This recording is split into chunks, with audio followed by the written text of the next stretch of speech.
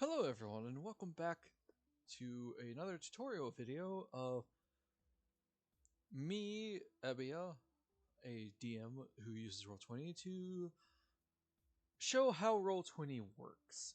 The last video we did was of making a character through the Character Mancer. And this is our character, Creed. He is a Dissipator Tiefling Fighter. And in this video, I will go through how the character sheet works and how to level up. For this, we will be going to level 3. So right off the bat, as you can see, this looks like it is a lot of information. And you are correct, it is a lot of information to go through. But trust me, I will do my best to explain. So right here we have our character's name, Creed. Right next to it we have our class and level, Fighter 1, race, Tiefling Dissipator, for sub-race, our alignment, which is neutral, and our background, standard bearer soldier. Experience points is essentially how you level up. There are two ways to level up in D&D. A lot of people like to use milestone. I'm one of them, and some people like to use experience points because each creature you defeat will have experience points. Like a regular video game. So right off the bat, we're going to go with the big numbers here. So these are the stats that we have put during our character creation. They dictate of more or less how well we can perform things and do certain things. In this case, we have a +2 in strength, a +3 in dexterity, a +1 in constitution, a -1 into intelligence, a 0 into wisdom, and a +1 into charisma. Now, in order to make this 13 into a 14, we need to have 2 points into charisma. It takes at least 2 points for it to bump up and to become meaningful. So if I would like, so basically, also to how this works is the DM asks for a strength check. You want to come over to the side and click on the word strength. You will then see 2 dice, if you have 3D dice enabled, which I do, rolled, and if you look in your chat window, which is marked by the chat bubbles right here, also your characters are automatically in your journal, so make sure you open that up. You will see that it has been rolled in the chat window. Also, fun thing, if you click this button here next to Creed, it will pop the character sheet into its own little window. So it's not always constantly covering your screen. It's very nice and handy.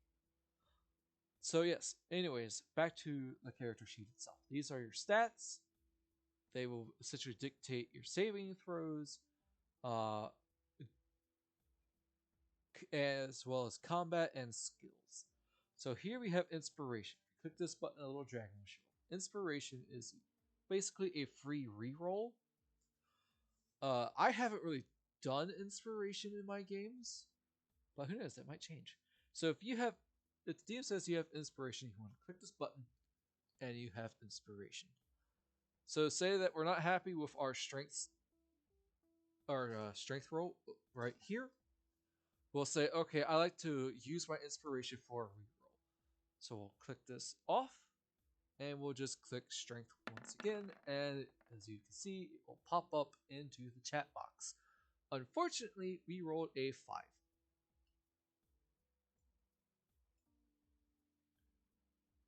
If you notice that the dice have a 3 and a 5, but here it's 7 and a 5, we take our modifier, which is this big number here, and we add it to the rolls. So that 3 is a 5, and that 5 is a 7. If you hover over this, you can also see that it says rolling 1d20 plus 2 strength equals 5 plus 2.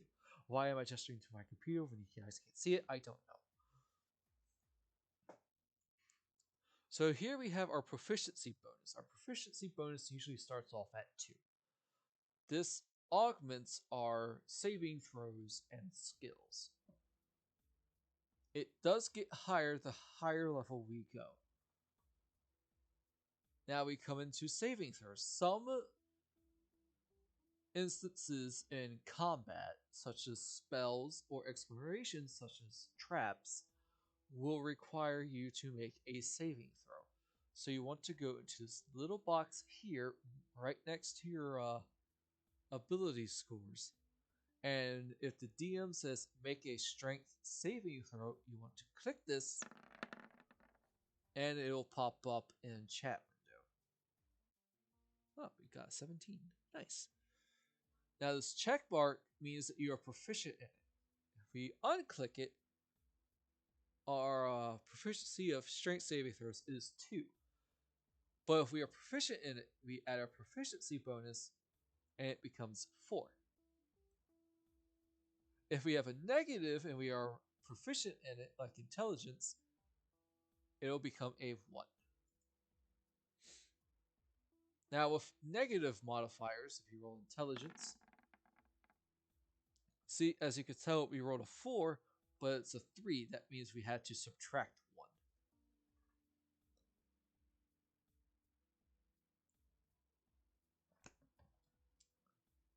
As for your skills, they are basically the same as saving throws and checks. They're just a little bit more specific. In this case, say, hey, I want to lie to this person. Okay, player. Tell me what the lie is and then make a deception check. So I will say that they smell really bad, when in truth they smell really good. So I will roll a deception. We got a 3. And I, as the DM, will make a counter roll to see if the NPC that they are lying to picks up on their deception.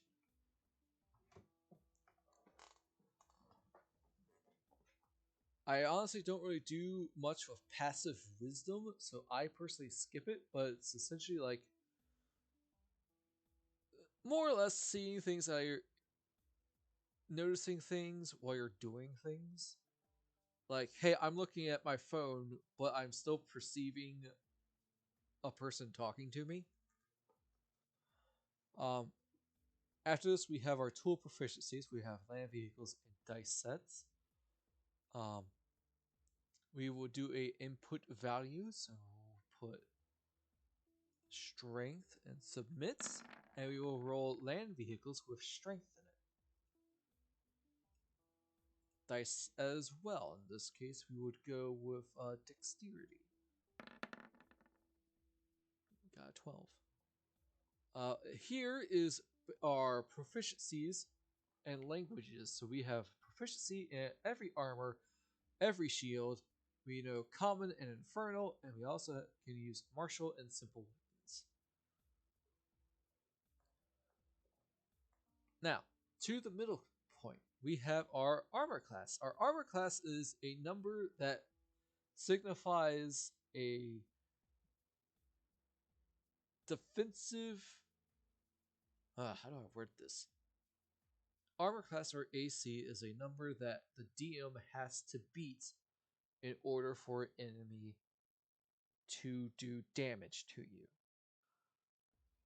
The enemy will also have their own armor class, from now on, will be referred to as AC, that the player has to roll in order to beat. In this case, let's use our dice set as an example. I rolled a 12 to hit myself. My armor class is a 17, so that misses. Initiative is 3. Now, initiative is based off of dex, as well as armor class. There are some armor that does not use dex. Those are mostly for strength-based characters. The best one would be plate mail, which is a standard 18.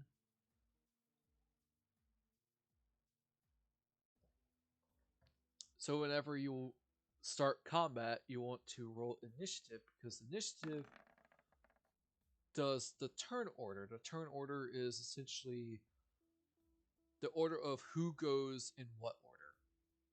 It's fairly easy to understand. Don't worry about turn order. That is usually, in my opinion, more of the DM's job.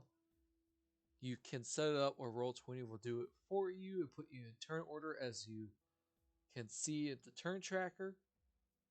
I personally do it manually on pen and paper.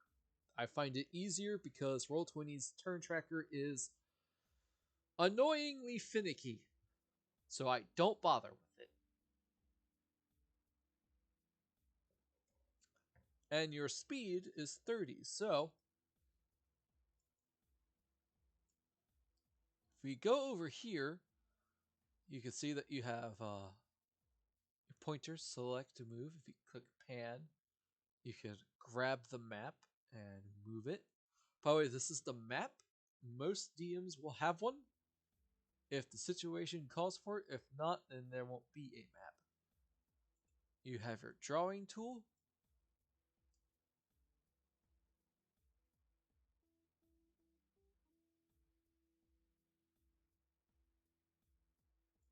You can also type.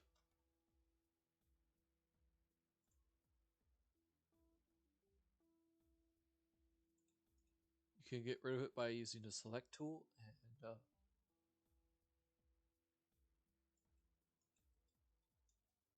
well, we'll figure it out later. Now, the big thing, this is your zooming in tool.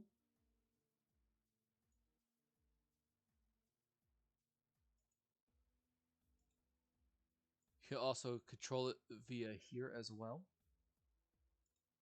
But the big one is your ruler. So your ruler shows how much feet you can go and how far away things are from you. It is very helpful. So say that this is Creed here and we click it. So we're 44.2 feet from the Jade Oasis.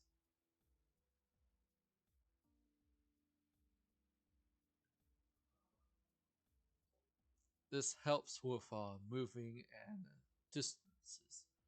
Another thing is the dice roller. Sometimes, if you need to roll a lot more dice or a few dice, or just want to roll dice in general, you select you roll one, select the number you want to roll. In this case, 5. Select what type of dice you want to roll. Let's do d20s, and then you can add a modifier. You click roll, and presto, it is rolling. But we won't be needing that. I'll get rid of the drawings later. So now we come to hit points.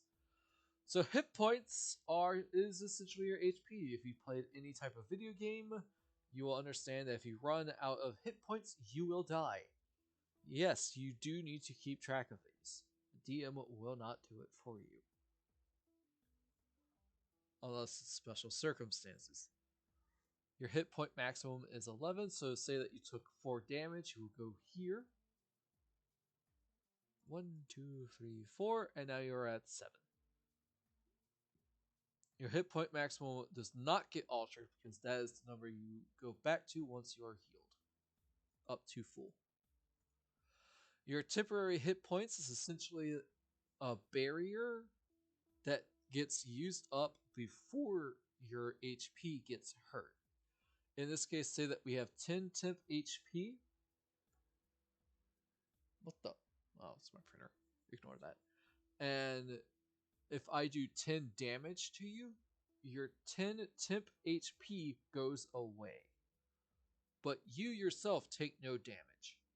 If I do 11 damage, your 10 temp HP goes away, and you will take 1 point of damage. Like so.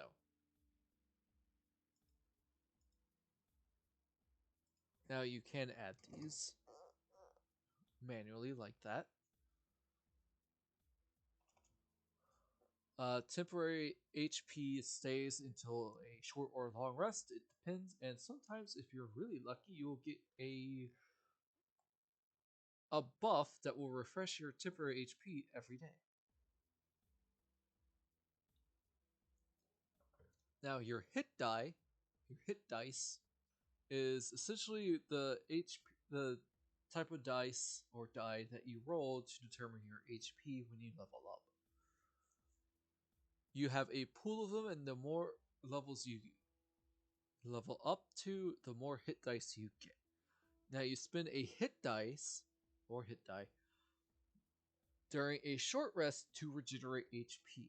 In this case, a fighter's hit die is a d10. So roll it,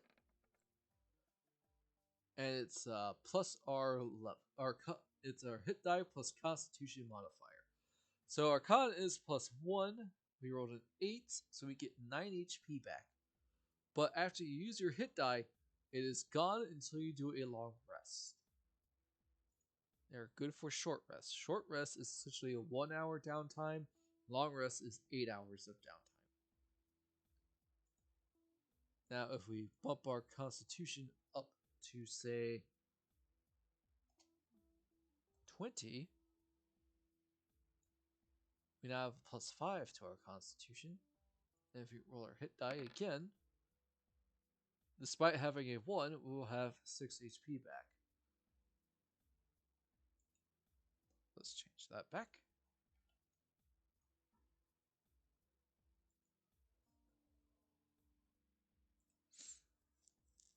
Now, death saves. When you hit 0 HP, you do not automatically die. You basically go unconscious. So for a death saving throw, when it gets to your turn, you roll a straight flat d20. And you have to beat a 10. If you beat a 10, you will succeed. If you get a natural 20, that is 2 successes. If you roll under a 10, that is a failure. If you roll a natural 1, that is 2 failures. If you get 3 successes, you come back with 1 HP.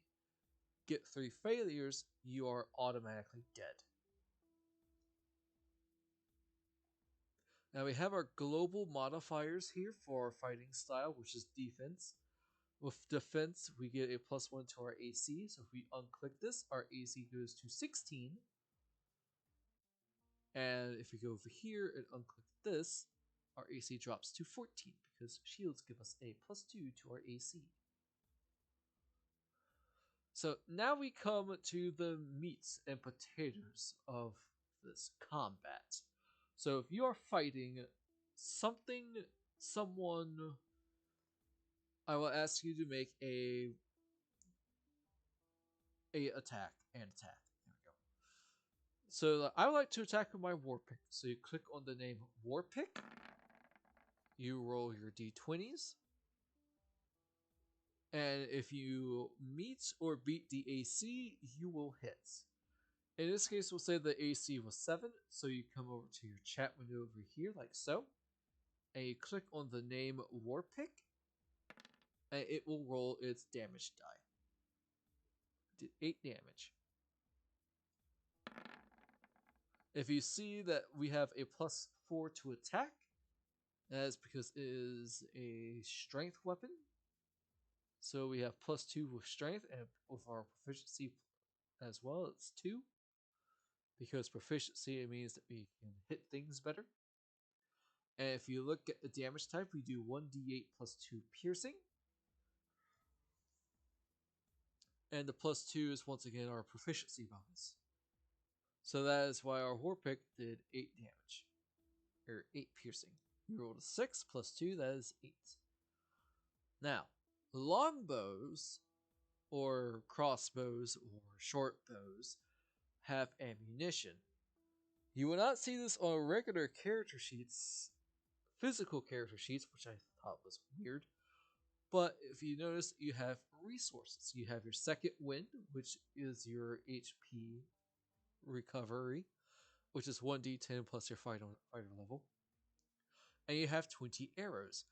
Now, when you make a longbow attack, we'll say that hit. Wow. And you do that, you will lose 1 arrow. You will best to always have max number here because you can recover ammunition after combat.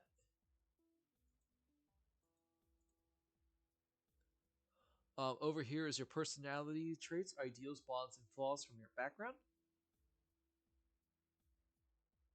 This is your inventory. This is what you have. This plus symbol means you can add something to your inventory. This lock symbol unlocks and locks items, so you can grab the little thing here and move them up and down.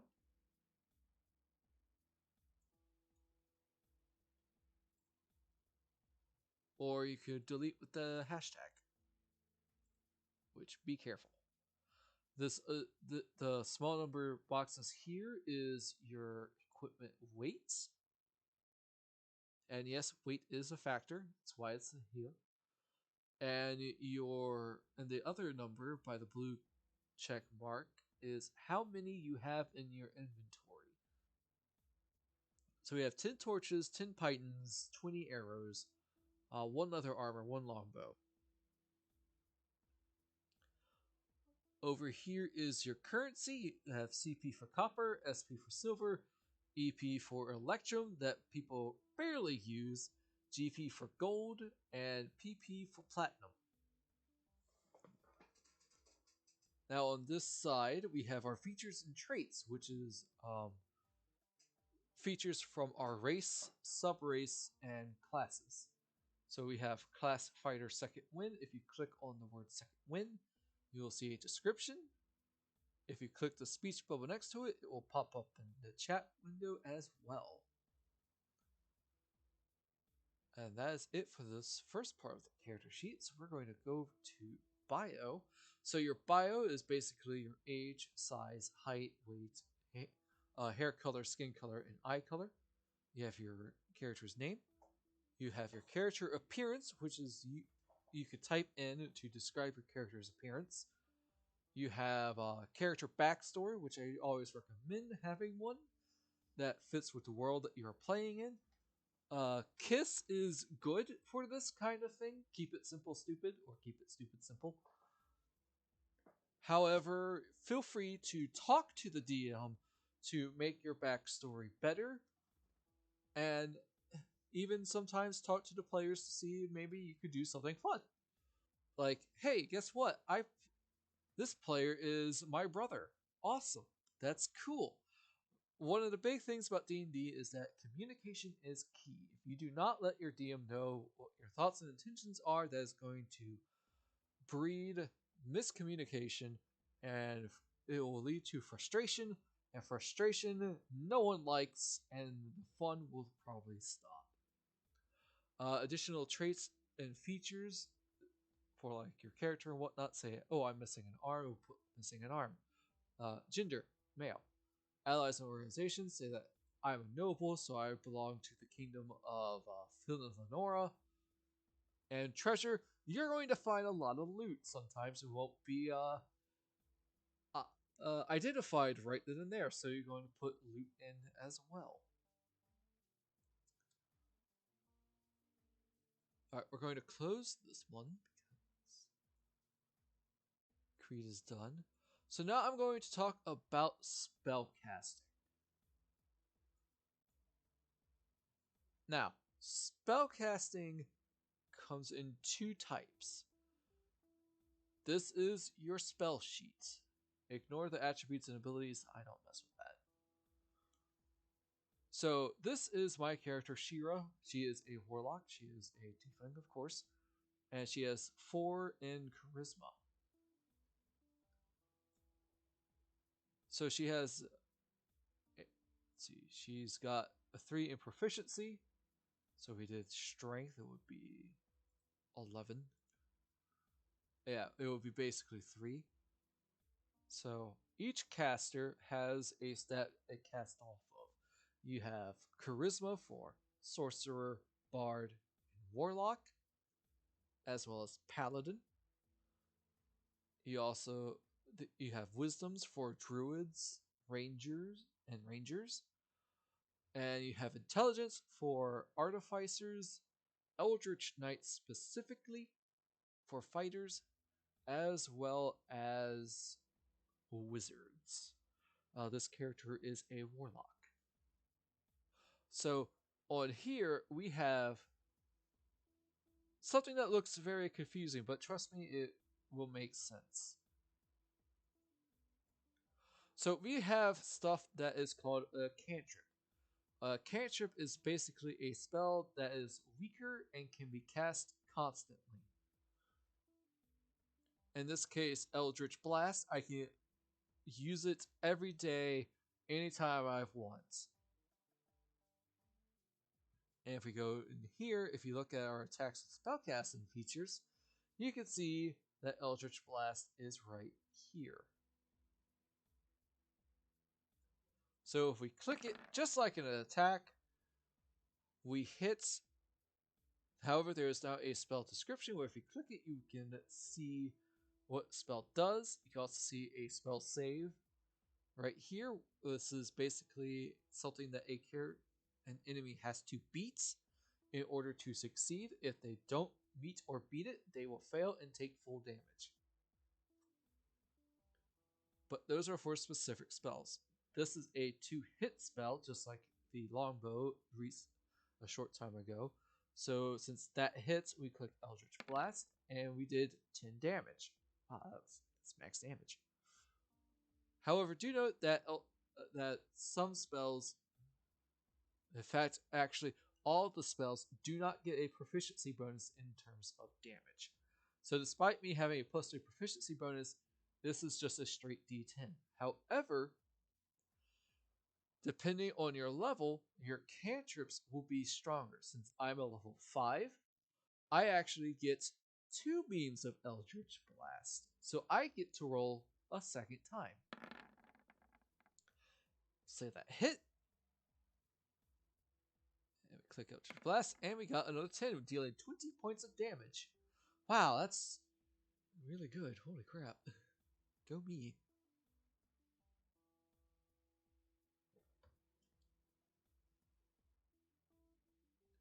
Now, there are some spells that are not combat related. In this case, Prestidigitation can do a whole host of things.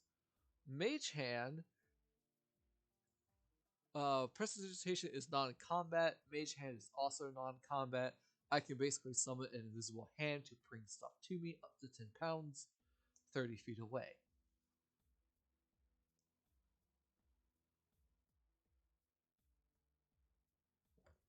It's helpful for certain things. If you are a arcane trickster rogue, it's even better. Now, time for spells. So here are your spell slots. You have slots remaining, which is this number, and you have slots total. Now, as any other caster, you will have a certain amount of slots. In this case, for my other character, Bliss, she has 4 level 1 slots. What that means is that she can cast 4 spells at level 1 per day. Once you run out, you have to take a long rest in order to use them again. Now, warlocks are a bit different, and here's why. If you have a level 2 spell slot that you can use, some spells will allow you to upcast it. So in this case, let's say Guiding Bolt. I want to use Guiding Bolt. Okay, so we go into our attacks and spellcasting, find the word Guiding Bolt. We will say that hits. We click it in the chat window, and this little box will show up. This is the input value, so kind of like how the proficiency value showed up. So this will ask you what level you want to cast your spell at. Because we are level 5, we have access to 3rd level spells. So I don't want to cast this at level 1, I want to cast this at level 3. But you can go up to level 9, but you can't go higher than what you can currently cast. So level 3 is our max. And here's what Upcasting Guiding Bolt does. If we hit, the target takes 4d6, so that's 4 6-sided dice of radiant damage. And if we cast it 2nd level or higher, we add another six-sided die to the value. So we're casting at level 3. So this is going to be six six-sided dice, or 6d6. 1, 2, 3, 4, 5, 6. So all in all, we do. Wow. Hang on, I gotta do math. 25 damage of radiant. Now, mind you, if you get a critical success, which is a natural 20, all damage dice is multiplied by 2. So if we had gotten a crit, we would be rolling 12 six-sided dice instead. Now, because we used a level slot, we lost a spell slot. So now we only have one level or one spell left to cast, because warlocks only get 2 spells per day. Actually, per short rest. So if you want and you are in a short rest heavy game, play a warlock, because they are basically known as a shotgun caster, double barreled specifically. They cast 2 spells and they have to take a short rest. They can still keep casting cantrips, however, which is these. Now, there are some spells that are reactive. In this case, Hellish Rebuke. If you get hit by an enemy, you can use a reaction to cast it. And they would need to make a saving throw. So we're going to cast Hellish Rebuke at level 3. Submit. So if they make a dex save and it's under 15, which can once again be seen here, they will take 18 points of damage. If they succeed, they take half, so 9.